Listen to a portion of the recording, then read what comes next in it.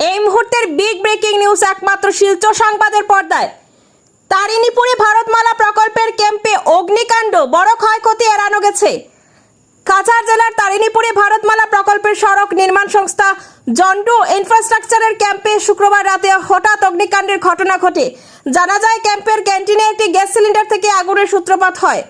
তবে ক্যাম্পে থাকা জলভর্তি ট্যাঙ্কার ব্যবহারের মাধ্যমে দ্রুত আগুন নিয়ন্ত্রণে আনা সম্ভব হয়, ফলে বড় ধরনের ক্ষয়ক্ষতি হয়নি।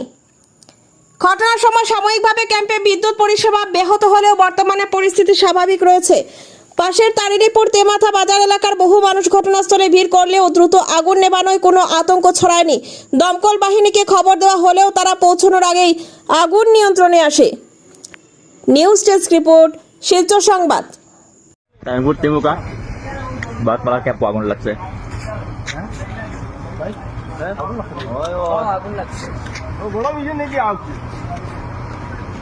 আমরা দাবাইতাম, আগুন দাবাইতাম।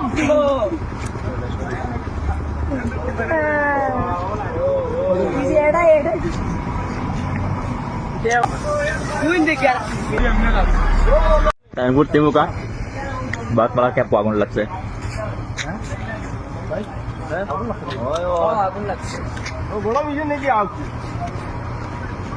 আমরা দাবাইতাম, আগুন দাবাইতাম।